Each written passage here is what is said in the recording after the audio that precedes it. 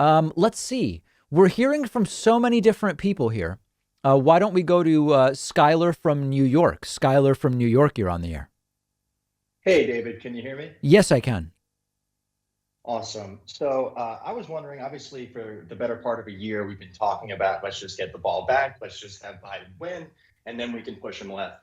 How do we make the next 4 years productive in that we're not just comparing everything Biden does to what Trump did, but to actually push him left and pressure him and educate people to vote in more of their best interests? Well, the first step is we have to compare Biden to his campaign promises. And you're absolutely right that if we simply say this is how it compares to Trump, everything will essentially be better. Maybe we'll stumble across something where we say, wow, Biden somehow is even worse than Trump on this one issue. I think those issues will be few and far between, if any.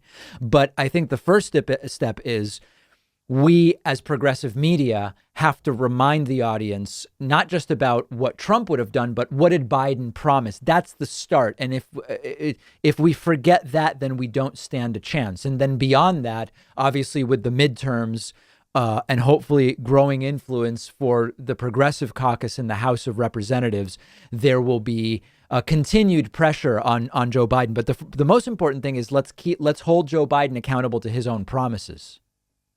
Yeah, because like I've already seen when it comes to like people he's named in his cabinet or the way that he's gone about just like trying to work with Republicans that he's already getting a lot of pushback from the left. And then I'm also seeing like, guys, let him actually be president for a week before we start criticizing him. Yeah, So and on it's a working with fine. Republicans, I think all there is so far to criticize is what is there to criticize? Biden has said he wants unity and he looks forward to making progress with his friends across the aisle, like he likes to say. There's nothing wrong with him saying that. It's naive if he thinks he's going to do it because they're not going to. They will be obstructionist clowns. But I think it's silly to criticize Biden for saying it. I think what Biden would be wrong to do is to think that he'll be able to negotiate with these people when he won't. But so far, I don't think there's any criticism that would be levied just for Biden saying he's going to try it. I think it's great to say, let's try to work together and get things done, as long as he doesn't end up compromising on what he campaigned on. Yeah, I just don't know the most productive way to raise the bar because if you look at the Obama administration, it's easy to compare it to George W. Bush and say Obama did a tremendous job. But obviously, if that was the case, it wouldn't have led to the election of Trump. Well, that's why I think remember, on paper, Biden's campaign platform is well to the left of Obama's. I would argue that Joe Biden's platform and his campaign promises are the most progressive of any president that has become president. Now we have to hold him to them. If Biden does the stuff he promised, then we're going to be moving the Overton window left. If Biden comes back from his promises and just operates as a centrist, then we're going to be extraordinarily disappointed. Absolutely. Yeah. So I guess, all we could do at this point is wait and see and make our voices heard in the most productive way possible. Absolutely. And make your voices heard through your local representatives. Your members of the House and Senate that represent where you live.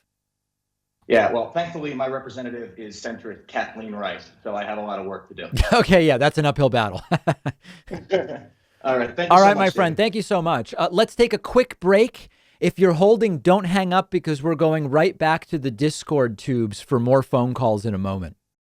One of our sponsors is Four Sigmatic, the company best known for their delicious mushroom coffee. Four Sigmatic's mushroom coffee is organic, fair trade, single origin Arabica coffee with both lion's mane and chaga mushrooms. Chaga mushrooms have actually been shown to have potential in supporting the immune system in peer-reviewed studies.